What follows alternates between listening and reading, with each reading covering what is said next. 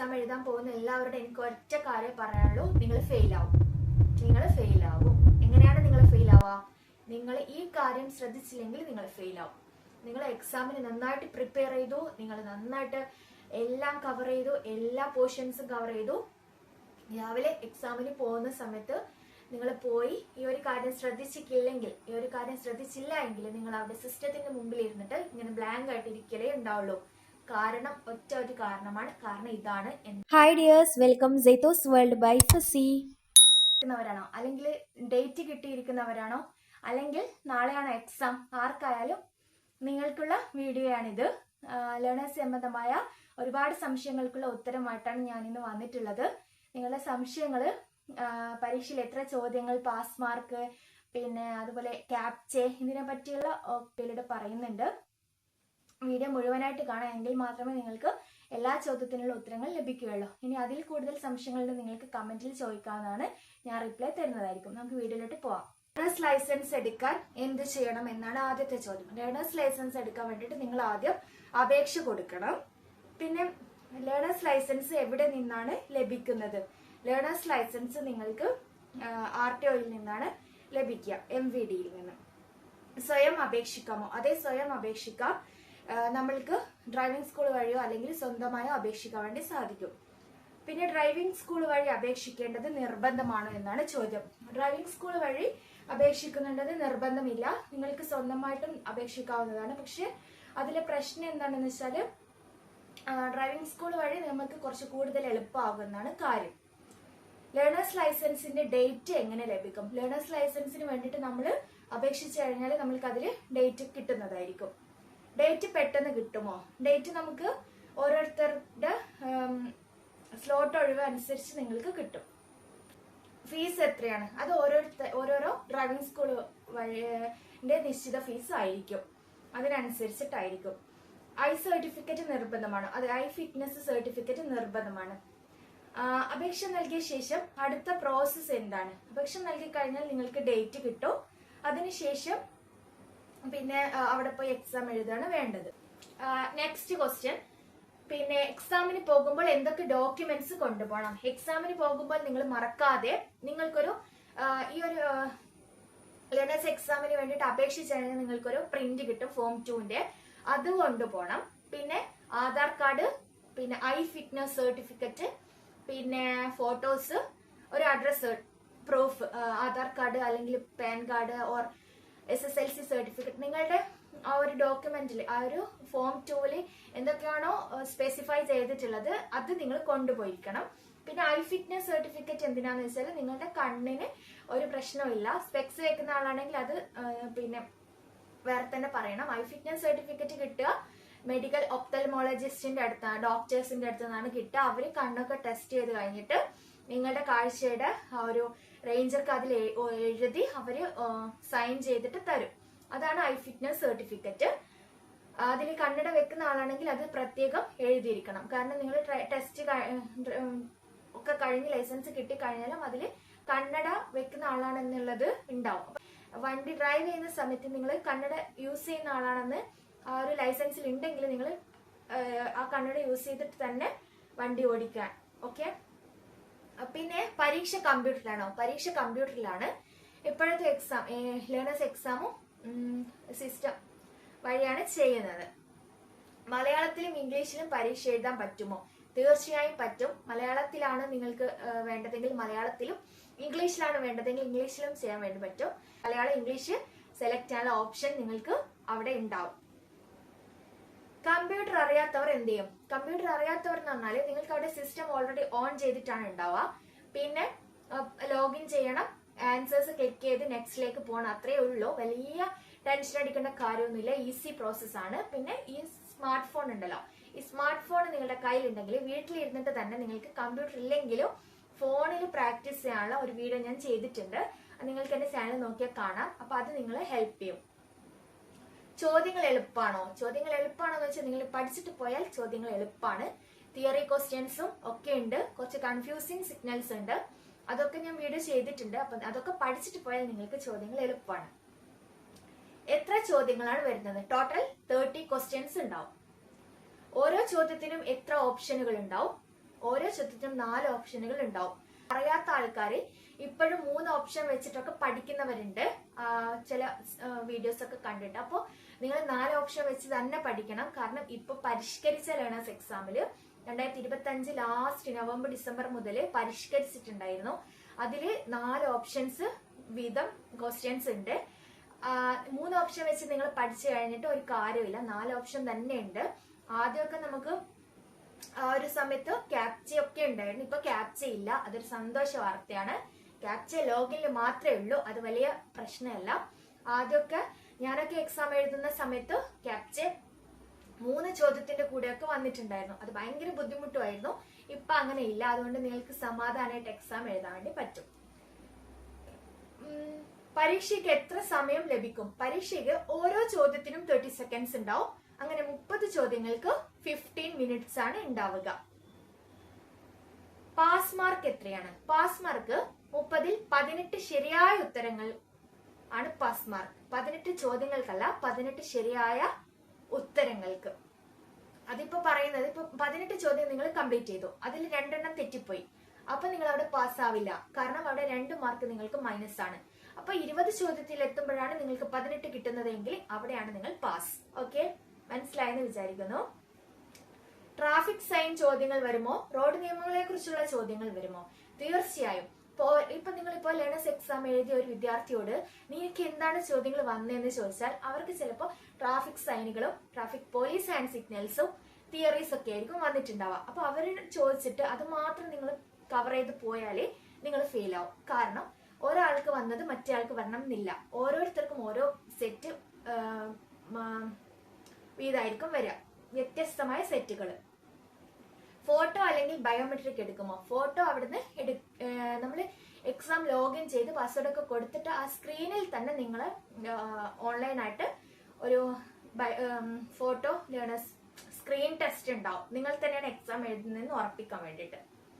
പിന്നെ പരീക്ഷ കഴിഞ്ഞ ഉടനെ റിസൾട്ട് അറിയുമോ? പരീക്ഷ കഴിഞ്ഞ ഉടനെ റിസൾട്ട് അറിയാം. നിങ്ങൾ 18 ശരിയായ ഉത്തരങ്ങൾ എപ്പോഴാണോ ശരിയാക്കുന്നത് അപ്പൊ തന്നെ സ്ക്രീനിൽ പാസ് എന്ന് വരും. അപ്പൊ നിങ്ങൾക്ക് ഹാപ്പി ആവുകയും ചെയ്യും. ഫെയിൽ ആയാൽ എന്ത് ചെയ്യും? ഫെയിൽ ആയി കഴിഞ്ഞാൽ നിങ്ങൾക്ക് അടുത്ത ഡേറ്റ് കിട്ടുന്നത് വരെ കാത്തിരിക്കണം. അടുത്ത ഡേറ്റ് കിട്ടിക്കഴിഞ്ഞാൽ നിങ്ങൾക്ക് എക്സാം വീണ്ടും എഴുതാവുന്നതാണ്. വീണ്ടും എപ്പോൾ പരീക്ഷ എഴുതാം? നിങ്ങൾക്ക് എപ്പോഴാണോ ഡേറ്റ് കിട്ടുന്നത് അപ്പോൾ എഴുതാം. ഓക്കെ, സ്ലോട്ട് ഒഴിവുള്ളത് പോലെ. പിന്നെ വീണ്ടും ഫീസ് അടക്കേണ്ടി വരും. അതെ, നിശ്ചിത ഫീസ് നിങ്ങൾ അടക്കേണ്ടതായിട്ട് വരും. പാസ്സായ ലേണേഴ്സ് ലൈസൻസ് എപ്പോൾ ലഭിക്കും? പാസ്സായി കഴിഞ്ഞാൽ നിങ്ങളുടെ ഫോണിലേക്ക് രജിസ്റ്റേർഡ് മൊബൈൽ നമ്പറിലേക്ക് ഒരു ലിങ്ക് വരും. അതിൽ നിന്ന് നിങ്ങൾക്ക് ഡൗൺലോഡ് ചെയ്ത് സർട്ടിഫിക്കറ്റ് എടുക്കാവുന്നതാണ്. ലേണേഴ്സ് ലൈസൻസിന്റെ കാലാവധി എന്ന് പറയുന്നത് 6 മാസമാണ്. ലേണേഴ്സ് ലൈസൻസ് പുതുക്കാൻ പറ്റുമോ? തീർച്ചയായും ലേണേഴ്സ് ലൈസൻസ് പുതുക്കാൻ വേണ്ടി സാധിക്കും. നിങ്ങൾ ലേണേഴ്സ് ലൈസൻസ് കിട്ടിയെന്ന് കരുതി പെട്ടെന്ന് തന്നെ പോയിട്ട് റോഡിലേക്ക് ഇറങ്ങിയിട്ട് പ്രാക്ടീസ് ചെയ്യാൻ പറ്റില്ല. കാരണം നിങ്ങളുടെ കൂടെ ഒരു അംഗീകൃത ഡ്രൈവിംഗ് ലൈസൻസ് ഉള്ള ആളുണ്ടായിരിക്കണം. ഇപ്പൊ മുന്നേ ലൈസൻസ് കിട്ടിയ ഒരാളുണ്ടായിരിക്കണം. പിന്നെ 2 പേരും 2 വീലറിലാണെങ്കിൽ ഹെൽമെറ്റ് ധരിച്ചിരിക്കണം. 4 വീലറിലാണെങ്കിൽ നമ്മൾ സീറ്റ് ബെൽറ്റ് ഒക്കെ ധരിച്ച് ആ നിയമങ്ങൾ പാലിച്ചുകൊണ്ടായിരിക്കണം. എൽബോർഡ് എന്തായാലും സ്ഥാപിച്ചിരിക്കണം. ലേണേഴ്സ് ലൈസൻസിന്റെ കോപ്പി അല്ലെങ്കിൽ ലേണേഴ്സ് ലൈസൻസിന്റെ ഒറിജിനൽ നിങ്ങളുടെ കയ്യിൽ ഉണ്ടായിരിക്കാൻ വേണം. പിന്നെ ഒരു കാര്യം, 2 വീലറിന്റെ 4 വീലറിന്റെ എക്സാം സെപ്പറേറ്റ് ആണോ? 2 വീലറിന്റെ 4 വീലറിന്റെ എക്സാം സെപ്പറേറ്റ് അല്ല. ഇപ്പൊ ഒരാൾക്ക് 2 വീലർ മാത്രമാണ് ചിലപ്പോൾ ലൈസൻസ് വേണ്ടി വരിക, മറ്റേ ആൾക്ക് 4 വീലർ മാത്രമായിരിക്കും. അപ്പൊ നിങ്ങൾക്ക് 2 എക്സാം എഴുതേണ്ടി വരും. അതായത് ഒരു എക്സാമിൽ തന്നെ 2ന്റെയും ചോദ്യങ്ങൾ ഉണ്ടാവും മിക്സ് ചെയ്തിട്ട്. 2 വീലർ എഴുതുന്ന ആൾക്ക് 4 വീലറിന്റെയും കൂടെ എഴുതേണ്ടതായിട്ട് വരും. ആ ചോദ്യങ്ങൾ കൂടി ആൻസർ ചെയ്യണം. ഓക്കെ. പിന്നെ അടുത്ത, ഡ്രൈവിംഗ് സ്കൂളിൽ ചേരേണ്ടത് നിർബന്ധമാണോ? നിർബന്ധമൊന്നുമില്ല. നിങ്ങൾക്ക് വീട്ടിലിരുന്ന് പഠിക്കാൻ പറ്റുമെങ്കിൽ സ്വന്തമായിട്ട് വണ്ടിയൊക്കെ ഉള്ള ആൾക്കാർക്ക് പഠിക്കാം. പക്ഷെ ഡ്രൈവിംഗ് സ്കൂളിൽ ചേർന്ന് കഴിഞ്ഞാൽ നിങ്ങൾക്ക് A to Z കാര്യങ്ങൾ അവർ പറഞ്ഞുതരും. ഇനി നമുക്ക് ഡ്രൈവിംഗ് ലൈസൻസ് ടെസ്റ്റിനെ കുറിച്ചുള്ള കുറച്ച് സംശയങ്ങൾ നോക്കാം. എന്ത് ചെയ്യണം എന്നാണ്. ലേണേഴ്സ് ലൈസൻസ് കിട്ടിയ ശേഷം നിങ്ങൾ പിന്നെ ഡ്രൈവിംഗ് ടെസ്റ്റിന് വേണ്ടിയിട്ട് 30 ദിവസത്തിന് ശേഷം അപേക്ഷിക്കുകയാണ് വേണ്ടത്. പിന്നെ ഡ്രൈവിംഗ് ടെസ്റ്റിന് എപ്പോൾ അപേക്ഷിക്കാം? ഡ്രൈവിംഗ് ടെസ്റ്റിന് നമ്മൾക്ക് 30 ദിവസത്തിന് ശേഷം. സ്വയം പഠിച്ച് ടെസ്റ്റിന് പോകാൻ പറ്റുമോ? ഇത് ഡ്രൈവിംഗ് ടെസ്റ്റിനെ കുറിച്ചാണ് ചോദിച്ചെങ്കിൽ തീർച്ചയായും നിങ്ങൾക്ക് സ്വന്തമായിട്ട് വണ്ടി ഉണ്ടെങ്കിൽ അങ്ങനെ പോകാൻ വേണ്ടി സാധിക്കും. ഡ്രൈവിംഗ് സ്കൂളിൽ ചേരേണ്ടത് നിർബന്ധമാണോ? ഡ്രൈവിംഗ് സ്കൂളിൽ ചേരേണ്ടത് നിർബന്ധമാണോ എന്ന് വെച്ചാൽ നിങ്ങൾക്ക് സ്വയം പഠിച്ചിട്ട് പറ്റുമെങ്കിൽ ചെയ്യാൻ വേണ്ടി സാധിക്കും. പിന്നെ ഡ്രൈവിംഗ് സ്കൂൾ വഴിയാണെങ്കിൽ അവർ A to Z വരെയുള്ള കാര്യങ്ങൾ നമ്മളെ ഹെൽപ്പ് ചെയ്യും. ലേണേഴ്സ് മുതൽ നമുക്ക് ലൈസൻസ് കിട്ടുന്നവരെയുള്ള കാര്യങ്ങൾ. ഡ്രൈവിംഗ് ടെസ്റ്റിന്റെ ഡേറ്റ് എങ്ങനെ എടുക്കാം? ഡ്രൈവിംഗ് ടെസ്റ്റിന്റെ ഡേറ്റും നിങ്ങൾ ലേണേഴ്സ് കിട്ടിക്കഴിഞ്ഞാൽ 30 ദിവസത്തിന് ശേഷം ഓൺലൈനായിട്ട് അപേക്ഷിച്ചാൽ മതി. ടെസ്റ്റിന് എന്തൊക്കെ രേഖകൾ വേണം? ഡ്രൈവിംഗ് ടെസ്റ്റിന് നമ്മൾ ഈ ഒരു ലേണേഴ്സ് ലൈസൻസിന്റെ കോപ്പി, പിന്നെ സർട്ടിഫിക്കറ്റ്സ് ഒക്കെ കൊണ്ടുപോകണം. പിന്നെ ടെസ്റ്റിന് എത്ര നേരത്തെ എത്തണം? ടെസ്റ്റിന് നിങ്ങൾക്ക് തന്ന സമയത്ത് തന്നെ എത്തണം. ബൈക്ക് ടെസ്റ്റിൽ എന്തൊക്കെയാണ് ചെയ്യേണ്ടത്? കാർ ടെസ്റ്റിൽ എന്തൊക്കെയാണ് ചെയ്യേണ്ടത്? ഒക്കെ അവിടെ ക്വസ്റ്റ്യൻസ് ആയിട്ട് വന്നിട്ടുണ്ട് കേട്ടോ. അപ്പോൾ പിന്നെ ലേണേഴ്സ് എക്സാം എവിടെയാണ് നടക്കുന്നത്? ലേണേഴ്സ് എക്സാം നിങ്ങൾക്ക് ലഭിച്ച RTO, നിങ്ങളുടെ ജില്ലയിലെ നിങ്ങളുടെ സ്ഥലത്തെ RTO എവിടെയാണ് അവിടെയാണ് നടക്കുന്നത്. പിന്നെ എട്ടെടുക്കുമ്പോഴുള്ള പ്രശ്നങ്ങൾ. എട്ടെടുക്കുമ്പോൾ കാല് നിലത്ത് തട്ടിയാൽ ഫെയിൽ ആകും. എട്ടെടുക്കുമ്പോൾ കാല് നിലത്തൊന്നും തട്ടാൻ പാടില്ല. നിങ്ങൾ എങ്ങനെയാണ് പഠിച്ചത് അതുപോലെ ചെയ്യണം. പിന്നെ ഹെൽമെറ്റ് ധരിച്ചിരിക്കണം. ചില RTOകളിലെ സ്ട്രാപ്പ്, ഹെൽമെറ്റിന്റെ സ്ട്രാപ്പ് ഒക്കെ ഇട്ടിട്ടുണ്ടോ എന്നൊക്കെ ശ്രദ്ധിക്കും. അതിനൊക്കെ ഫെയിൽ ആക്കുന്നവരുണ്ട്. പിന്നെ ഒരു വര അങ്ങോട്ടും ഇങ്ങോട്ടും മാറാൻ പാടില്ല. അപ്പൊ ശ്രദ്ധിച്ച് നന്നായി പ്രാക്ടീസ് ചെയ്യാം. നിങ്ങൾ പെട്ടെന്ന് തന്നെ ഡ്രൈവിംഗ് ലൈസൻസ് എടുക്കേണ്ട ആ ഒരു ഇതുകൊണ്ട്, ആവേശം കൊണ്ട് ഒരു 2-3 ദിവസമൊക്കെ പ്രാക്ടീസ് ചെയ്തിട്ട് പെട്ടെന്ന് പോയിട്ട് ലൈസൻസിന് ടെസ്റ്റിന് പോകാൻ നിൽക്കരുത്. നന്നായിട്ട് പ്രാക്ടീസ് ചെയ്യാം. ഹെൽമെറ്റിന് സ്ട്രാപ്പ് ഇട്ട് കഴിഞ്ഞാൽ ഒരു ഫിംഗർ ഇങ്ങനെ ഉള്ളിലേക്ക് ആ ഒരു വിടവ് അവിടെ, ഗ്യാപ്പ് അവിടെ ഉണ്ടായിരിക്കണം. എക്സാം പ്രശ്നമില്ല. ഡ്രൈവിംഗ് ടെസ്റ്റിന് വേണ്ടിയിട്ട് പോകുമ്പോൾ അന്ന് തന്നെയാണല്ലോ റോഡ് ടെസ്റ്റും. ഇപ്പൊ നമ്മുടെ RTOയിലൊക്കെ ഡ്രൈവിംഗ് ടെസ്റ്റും റോഡ് ടെസ്റ്റും ഒരു ദിവസം തന്നെയാണ്. പിന്നെ നമുക്ക് പോകേണ്ട ആവശ്യമില്ല. റോഡ് ടെസ്റ്റിന് 5 ഹാൻഡ് സിഗ്നൽസ് നിങ്ങൾ നിർബന്ധമായിട്ട് കാണിച്ചിരിക്കണം. അത് നിങ്ങൾ പഠിക്കണം. പിന്നെ ടെസ്റ്റിന് പോകുന്ന സമയത്ത് നിങ്ങൾ കംഫർട്ട് ആയിട്ടുള്ള ഡ്രസ്സുകൾ ധരിക്കുക. അതായത് ലേഡീസ് ആണെങ്കിൽ നല്ല സ്ലിപ്പ് ആവാത്ത ഷൂസ്, ചെരുപ്പ് ധരിക്കരുത്. ഇല്ലാത്ത ചെരുപ്പ് ധരിക്കാൻ വേണ്ടി ശ്രമിക്കുക. ചുരിദാറൊക്കെ ഓക്കെ. അപ്പൊ മാക്സിമം നമ്മൾ കംഫർട്ട് ആയിട്ട് നമുക്ക് വണ്ടിയിൽ ഇരിക്കാൻ കംഫർട്ട് ആയിട്ടുള്ള വസ്ത്രം ധരിച്ചിട്ട് വേണം പോവാൻ. പിന്നെ 2 വീലറിന്റെ ടെസ്റ്റ് നമുക്കറിയാം ബൈക്കിലാണ് ഉണ്ടാവുക. ആദ്യമൊക്കെ MIT ആയിരുന്നു. ഇപ്പൊ ബൈക്കാണ് കൂടുതലായിട്ട് കൊടുക്കുന്നതെന്ന് തോന്നുന്നു, ഗിയർ ബൈക്കുകൾ. അപ്പോൾ അതിൽ ചെയ്യാൻ നമുക്ക് കംഫർട്ട് ആയിട്ടുള്ള ഡ്രസ്സ് ധരിച്ചിട്ട് വേണം പോവാന്. പാസ്സായോ ഫെയിലായോ ഉടനെ അറിയുമോ? നമ്മളെ ഇതിപ്പോ ഡ്രൈവിംഗ് ടെസ്റ്റിനെ പറ്റിയിട്ടുള്ള ക്വസ്റ്റ്യൻസ് ആണ്. ഇപ്പൊ ഞാൻ പറയുന്നത് പാസ്സായ ഉടനെ അറിയും. നിങ്ങൾക്കിപ്പോ ഡ്രൈവിംഗ് ടെസ്റ്റും റോഡ് ടെസ്റ്റും ഒരു ദിവസമാണെങ്കിൽ ആദ്യം ഡ്രൈവിംഗ് ടെസ്റ്റ് ആണ്, 8 ടെസ്റ്റ് H ടെസ്റ്റ് ആണ് ആദ്യം നടത്തുക. അപ്പൊ അതിൽ നിങ്ങൾ ഫെയിൽ ആയാണ് പിന്നെ റോഡ് ടെസ്റ്റിലേക്ക് നിങ്ങൾക്ക് ആ ദിവസം പോകാൻ പറ്റില്ല. ആദ്യം 8 H പൂർത്തിയാക്കിയതിനു ശേഷം മാത്രമേ നിങ്ങൾക്ക് റോഡ് ടെസ്റ്റിലേക്ക് പോകാൻ പറ്റൂ. പാസ്സായ ലൈസൻസ് എപ്പോൾ ലഭിക്കും? ലൈസൻസ് പോസ്റ്റിൽ വരുമോ? ആദ്യമൊക്കെ പോസ്റ്റ് വഴി നമുക്ക് കിട്ടിയിട്ടുണ്ടായിരുന്നു. ഇപ്പൊ അങ്ങനെ ഇല്ലാന്ന് തോന്നുന്നു. എന്റേതൊക്കെ ഞാൻ അക്ഷയ സെന്ററിൽ പോയിട്ട് എടുത്തിട്ടാണ് ചെയ്തത്. ലൈസൻസ് നഷ്ടപ്പെട്ടാൽ എന്ത് ചെയ്യണം? അതൊക്കെ നമുക്ക് RTOയിൽ നിന്ന്, പിന്നെ സാരഥി പരിവാഹൻ സൈറ്റിൽ നിന്നൊക്കെ നമുക്ക് അപേക്ഷിച്ചാൽ നമ്മൾക്ക് കിട്ടുന്നതാണ്. അപ്പൊ അതൊന്നും നഷ്ടപ്പെടാതെ സൂക്ഷിക്കാം. നമ്മുടെ ഒരു ആധാറൊക്കെ സൂക്ഷിക്കുമ്പോൾ ഒരു ഡോക്യുമെന്റ് ആണ് ഡ്രൈവിംഗ് ലൈസൻസ്. അതും സൂക്ഷിച്ചു വെക്കാം. അപ്പൊ ഞാൻ മാക്സിമം നിങ്ങളുടെ പിന്നെ സംശയങ്ങൾക്ക് ഉത്തരം നൽകിയിട്ടുണ്ടെന്ന് വിചാരിക്കുന്നു. ഇനി എന്തെങ്കിലും സംശയങ്ങൾ കൂടുതൽ ബാക്കിയുണ്ടെങ്കിൽ കമന്റ് ചെയ്തോളൂ. അപ്പം ഓരോരുത്തരും ഓരോ കമന്റ് ചോദിക്കുമ്പോൾ ഞാൻ എന്നെ കൊണ്ട് പറ്റുന്ന രീതിയിൽ ഞാൻ കമന്റ്സിന് റിപ്ലൈ കൊടുക്കാറുണ്ട്, അറിയാവുന്ന ചോദ്യത്തിനൊക്കെ. പിന്നെ ഡ്രൈവിംഗ് ലൈസൻസ് എടുക്കാൻ പോകുന്ന എല്ലാവർക്കും ഓൾ ദ ബെസ്റ്റ്. എല്ലാവരും പാസ്സാവട്ടെ. പിന്നെ നന്നായിട്ട് പ്രിപ്പയർ ചെയ്യാം. വേറെ കുറച്ച് ക്വസ്റ്റ്യൻസ് ഉണ്ടായിരുന്നു. മോക്ക് ടെസ്റ്റ് ചെയ്താൽ പാസ്സാവോ എന്നുള്ളത്. മോക്ക് ടെസ്റ്റ് എന്നാൽ എന്താണെന്നുള്ളത് നിങ്ങൾക്ക് അറിയാമോ? മോക്ക് ടെസ്റ്റ് എന്ന് പറഞ്ഞാല് നമ്മുടെ എക്സാമിന്റെ അതേ ഒരു ഫീല് തരും. അതായത് ഇപ്പൊ നമ്മൾ എക്സാമിന് ടൈമർ ഉണ്ടല്ലോ. അപ്പൊ ഈ 30 സെക്കൻഡ്സിനുള്ളിൽ നിങ്ങൾ ക്വസ്റ്റ്യൻ വായിച്ചിരിക്കണം, ഓപ്ഷൻസ് വായിച്ചിരിക്കണം. ആ ടൈമിന്റെ ഉള്ളിൽ നമ്മൾ ആൻസർ ക്ലിക്ക് ചെയ്തിരിക്കണം. ആ ഒരു ഫോർമാറ്റിലാണ് മോക്ക് ടെസ്റ്റ് ഞങ്ങൾ അവതരിപ്പിക്കുന്നത്. അതായത് ക്വസ്റ്റ്യൻസിനും ഓപ്ഷൻ വായിക്കാനും ഒരു ടൈം, പിന്നെ കുറച്ച് ടൈം നിങ്ങൾക്ക് ഓപ്ഷനിൽ നിന്ന് ആൻസർ തിരഞ്ഞെടുക്കാനുള്ള ടൈം, പിന്നെ ടൈം കഴിയുന്നു, ആൻസർ സെലക്ട് ചെയ്യുന്നു. അതുപോലെയാണ് മോക്ക് ടെസ്റ്റ്. മോക്ക് ടെസ്റ്റ് ഞാൻ കുറേ വീഡിയോസ് ചെയ്തിട്ടുണ്ട്, നിങ്ങൾക്ക് വീഡിയോയിൽ ചാനൽ നോക്കിയാൽ കാണാവുന്നതാണ്. പിന്നെ മോക്ക് ടെസ്റ്റ് മാത്രം ചെയ്താൽ മതിയോ എന്ന് ചോദിച്ചാൽ മോക്ക് ടെസ്റ്റ് മാത്രം ചെയ്താൽ ശരിയാവില്ല. ഓരോ ലെവലിലെയും ലെവൽ ബൈ ലെവല് നിങ്ങൾ ചോദ്യങ്ങൾ പഠിക്കണം.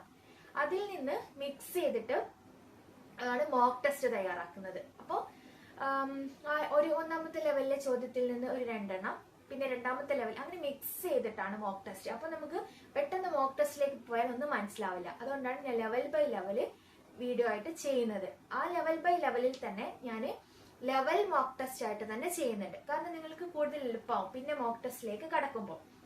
അപ്പൊ എല്ലാ വീഡിയോസും നിങ്ങൾക്ക് ഉപകാരപ്രദമായിട്ടുള്ള വീഡിയോസ് ഞാൻ ചാനൽ ചെയ്തിട്ടുണ്ട്.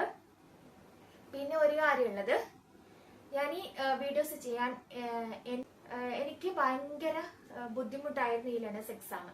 കാരണം അപ്പോഴത്തെ ആ നവംബർ ഡിസംബർ കാര്യങ്ങൾ നിങ്ങൾക്ക് അറിയാലോ, പരിഷ്കരിച്ച സമയത്തായിരുന്നു, ക്യാപ്ച ഉണ്ടായിരുന്നു. ഓരോ 3 ചോദ്യത്തിന്റെ കൂടെ നമ്മൾ ക്യാപ്ച ടൈപ്പ് ചെയ്യണമായിരുന്നു. അത് ഭയങ്കര ബുദ്ധിമുട്ടായിരുന്നു. അപ്പോൾ 4 ഓപ്ഷൻസ് ഉണ്ട്. ഓക്കെ, അപ്പൊ ഞാൻ കരുതിയത് നമ്മളിപ്പോ എക്സാം ഡേറ്റ് കിട്ടിയവരല്ലേ എഴുതാൻ ആഗ്രഹിക്കുന്നവർക്ക് ഒരുപാട് സംശയങ്ങൾ ഉണ്ടാവും. നമ്മളിപ്പോ അതിന് മുന്നേ പോയി വന്നവരുടെ എക്സ്പീരിയൻസ് നമ്മൾക്ക് അറിയാൻ കഴിഞ്ഞാല് നമ്മൾക്ക് കൂടുതൽ എളുപ്പമാവും. അങ്ങനെയാണ് എന്റെ എക്സ്പീരിയൻസ് മറ്റുള്ളവർക്ക് ഷെയർ ചെയ്താൽ അത് അവർക്ക് ഉപകാരമാവുമല്ലോ എന്ന് കരുതിയിട്ടാണ് ഞാൻ വീഡിയോസ് ചെയ്യുന്നത്. അങ്ങനെയാണ് ഞാൻ ഇതിൽ വീഡിയോസ് ഇടാൻ വേണ്ടി തുടങ്ങിയത്. പിന്നെ മാക്സിമം എല്ലാം കവർ ചെയ്യുന്നുണ്ടെന്നാണ് ഞാൻ വിശ്വസിക്കുന്നത്. കാരണം ലെവൽ ബൈ ലെവൽ ക്വസ്റ്റ്യൻസ് ഇട്ടിട്ടുണ്ട്, മോക്ക് ടെസ്റ്റുകൾ ഉണ്ട്, പിന്നെ എക്സാമിന്റെ അന്ന് ലോഗിൻ മുതൽ പാസ് വരെയുള്ള കാര്യങ്ങൾ, പിന്നെ കമ്പ്യൂട്ടർ അറിയാത്തവർക്ക് എങ്ങനെ കമ്പ്യൂട്ടർ പഠിക്കാം ഒക്കെ ഞാൻ വീഡിയോ ആയിട്ട് ചെയ്തിട്ടുണ്ട്. പിന്നെ ഇത് എത്രത്തോളം ആൾക്കാർക്ക് ഉപകാരപ്പെട്ടു എന്നതിന്റെ തെളിവാണ് എന്റെ സബ്സ്ക്രൈബേഴ്സ് കൗണ്ട് കൂടിയത്. ഞാൻ ഈ വീഡിയോ ഇടുന്ന സമയത്ത് എന്റെ സബ്സ്ക്രൈബേഴ്സ് വെറും 1800 സബ്സ്ക്രൈബേഴ്സ് ആയിരുന്നു. ഇപ്പൊ മാഷാ അല്ലാഹ് അത് കൂടിയിട്ട് 10K സബ്സ്ക്രൈബേഴ്സ് ആയിട്ട് മാറിയിട്ടുണ്ട്. അത് നിങ്ങളുടെ ഓരോരുത്തരുടെ സപ്പോർട്ട് കൊണ്ട് മാത്രമാണ്. അപ്പൊ ഞാൻ എന്റെ ഉദ്ദേശവും ലക്ഷ്യവും മറ്റുള്ളവർക്ക് എന്റെ ബുദ്ധിമുട്ടുണ്ടാവാൻ പാടില്ല. അവര് എക്സാമിന് പോകുന്നതിന് മുമ്പ് എക്സാം എക്സ്പീരിയൻസ് ചെയ്യണം, അതിന്റെ കാര്യങ്ങളൊക്കെ അറിയണം, ടെൻഷൻ ഇല്ലാതെ പോകണം, കൂളായിട്ട് പോകണം എന്ന ലക്ഷ്യത്തോടെയാണ് ഞാൻ വീഡിയോ ചെയ്തിട്ടുള്ളത്. അത് എന്റെ സബ്സ്ക്രൈബേഴ്സ്, എന്റെ വ്യൂവേഴ്സ് ഏറ്റെടുത്തു. അവർക്കത് അത്രയും ഉപകാരപ്പെട്ടു എന്നുള്ളത് കൊണ്ട് മാത്രമാണ് പിന്നെ ഓരോരുത്തരും പിന്നെ എനിക്ക് സബ്സ്ക്രൈബ് ചെയ്തിട്ട് എന്റെ വീഡിയോ സപ്പോർട്ട് ചെയ്തത്. പിന്നെ ഓരോരുത്തർ കമന്റ്സ്, ആ കമന്റ്സ് വായിക്കുമ്പോൾ തന്നെ നമുക്ക് അടുത്ത വീഡിയോ ചെയ്യാനുള്ള മോട്ടിവേഷൻ ആണ്. കമന്റ് വായിക്കാന്ന് പറഞ്ഞാല് എനിക്ക് ഭയങ്കര സന്തോഷമാണ്. കമന്റ് കഴിയുമ്പോൾ ഇപ്പൊ എന്റെ വീഡിയോസ് കണ്ടിട്ടായിരിക്കാം അവര് എക്സാമിന് പോയത്, പക്ഷെ എന്റെ വീഡിയോസ് കണ്ടത് കൊണ്ട് മാത്രം അവർക്ക് എക്സാമിന് 100% വിജയം കിട്ടുമെന്നൊന്നും ഞാൻ പറയുന്നില്ല. അവരുടെ പരിശീലനവും അവരുടെ പ്രാക്ടീസും അവരുടെ എഫേർട്ടും കൊണ്ട് മാത്രമാണ് അവർക്ക് പാസ്സാവാൻ വേണ്ടിയിട്ട് സാധിച്ചിട്ടുണ്ടാവുക. പക്ഷെ അവര് എനിക്ക് കമന്റിൽ വന്നിട്ട് അവർ എക്സാം പാസ്സായി കഴിഞ്ഞാല് താങ്ക് യു എന്ന് പറയുന്ന ആ ഒരു വാക്കുണ്ടല്ലോ, അതിന്റെ കൂടെ ഒരുപാട് നന്ദി വാക്കുകൾ വേറെയും അവരുടെ സന്തോഷമൊക്കെ എനിക്ക് കമന്റിൽ വായിക്കാൻ വേണ്ടി സാധിക്കാറുണ്ട്, കാണാറുണ്ട്. അവരുടെ സമയവും ഒക്കെ മാറ്റി വെച്ചിട്ട് എന്റെ പാസ്സായി കഴിഞ്ഞിട്ട് അവർ ആ വഴിക്ക് പോയില്ല, തിരിച്ച് എന്റെ വീഡിയോസിന്റെ താഴെ വന്നിട്ട് താങ്ക് യു പറയുന്നുണ്ടെങ്കിൽ അത് അത്രത്തോളം ഹാപ്പിയാണ് ഞാൻ. കാരണം അവർക്ക് ഞാൻ എന്തൊക്കെയോ ഹെൽപ്പായി എന്നുള്ള കൊണ്ടാണല്ലോ അവർ വന്നിട്ട് താങ്ക് യു പറയുന്നത്. അവരുടെ ഒറ്റ പരിശ്രമം കൊണ്ടാണ് അവർ വിജയിച്ചത്. പക്ഷെ എങ്കിലും ഞാൻ അതിന്റെ ഒരു ഭാഗമായി ഉള്ളത് കൊണ്ടാണ് അവരെനിക്ക് വന്ന് കമന്റ് ചെയ്യുന്നത്. അതിന് വലിയ താങ്ക് യു എല്ലാവർക്കും. എന്നെ ഇത്രയും കാലം സപ്പോർട്ട് ചെയ്ത എല്ലാവർക്കും താങ്ക് യു. ഞാൻ ഈ വീഡിയോ തുടങ്ങുന്നതിന് ചാനലിൽ ഈ വീഡിയോ ഇടുന്ന സമയത്ത് എനിക്ക് വെറും 1800 സബ്സ്ക്രൈബേഴ്സ് ആയിരുന്നു. അത് നിങ്ങളുടെ സപ്പോർട്ട് കൊണ്ട് ഇപ്പൊ 10K ആയിട്ടുണ്ട്. അപ്പോ എല്ലാവർക്കും വിജയാശംസകൾ. പിന്നെ ഞാൻ ഇങ്ങനെ ഓൺ വോയിസിൽ ഇത് ആദ്യമായിട്ടാണ് ഇങ്ങനെ ഒരു വീഡിയോ ചെയ്യുന്നത്. അതിൻ്റെതായ മിസ്റ്റേക്സുകൾ ഉണ്ടാവും. ഇനി കൂടുതൽ മെച്ചപ്പെടുത്താൻ നോക്കാം. എല്ലാവരും എക്സാം എഴുതാൻ പോകുന്ന എല്ലാവരുടെ എനിക്ക് ഒറ്റ കാര്യം പറയാനുള്ളൂ, നിങ്ങൾ ഫെയിൽ ആവും. നിങ്ങൾ ഫെയിൽ ആവും. എങ്ങനെയാണ് നിങ്ങൾ ഫെയിൽ ആവുക? നിങ്ങൾ ഈ കാര്യം ശ്രദ്ധിച്ചില്ലെങ്കിൽ നിങ്ങൾ ഫെയിൽ ആവും. നിങ്ങൾ എക്സാമിന് നന്നായിട്ട് പ്രിപ്പയർ ചെയ്തു, നിങ്ങൾ നന്നായിട്ട് എല്ലാം കവർ ചെയ്തു, എല്ലാ പോർഷൻസും കവർ ചെയ്തു. രാവിലെ എക്സാമിന് പോകുന്ന സമയത്ത് നിങ്ങൾ പോയി ഈ ഒരു കാര്യം ശ്രദ്ധിച്ചില്ല എങ്കിൽ നിങ്ങൾ അവിടെ സിസ്റ്റത്തിന്റെ മുമ്പിൽ ഇരുന്നിട്ട് ഇങ്ങനെ ബ്ലാങ്ക് ആയിട്ട് ഇരിക്കലേ ഉണ്ടാവുള്ളൂ. കാരണം ഒറ്റ ഒരു കാരണമാണ്. കാരണം ഇതാണ്. എന്താണെന്ന് വെച്ചാല് ടെൻഷൻ ഉണ്ടാക്കിയിട്ട് നിങ്ങൾ ലേണേഴ്സ് എക്സാം എഴുതാൻ വേണ്ടി പോയി കഴിഞ്ഞാല് സിസ്റ്റത്തിന്റെ മുമ്പിൽ നിങ്ങൾക്ക് പോയിരുന്നാല് ആൻസർ എളുപ്പം അറിയുന്ന ക്വസ്റ്റ്യൻസ് പോലും നിങ്ങൾക്ക് ബ്ലാങ്ക് ആയിട്ട് മാത്രമേ കാണാൻ വേണ്ടി സാധിക്കുകയുള്ളൂ. അപ്പൊ അത് നിങ്ങൾ കൂടുതൽ ശ്രദ്ധിക്കണം. അങ്ങനെ വരാൻ ഇടവരരുത്. അപ്പോ ഇത്രയേ ഉള്ളൂ. ഇനി എന്തെങ്കിലും നിങ്ങൾക്ക് ഡൗട്ട് ഉണ്ടെങ്കിൽ കമന്റിൽ ചോദിച്ചോളൂ, ഞാൻ റിപ്ലൈ തരാം. നന്നായിട്ട് ഡ്രൈവ് ഒക്കെ ചെയ്യുക, സുരക്ഷിതമായിട്ട് വണ്ടി ഓടിക്കുക, നിയമങ്ങളൊക്കെ പാലിക്കുക. Thanks for watching. ബൈ. നിങ്ങൾക്ക് ഈ വീഡിയോ ഇഷ്ടമായിട്ടുണ്ടെങ്കിൽ പ്ലീസ് ഒന്ന് ലൈക്ക് ചെയ്യുക. നിങ്ങളുടെ വിലയേറിയ അഭിപ്രായങ്ങൾ ഒന്ന് കമൻറ്റ് ചെയ്യുക. പിന്നെ സബ്സ്ക്രൈബ് ചെയ്യാത്ത കൂട്ടുകാരുണ്ടെങ്കിൽ ഒന്ന് സബ്സ്ക്രൈബും കൂടി ചെയ്യുക. Thanks for watching.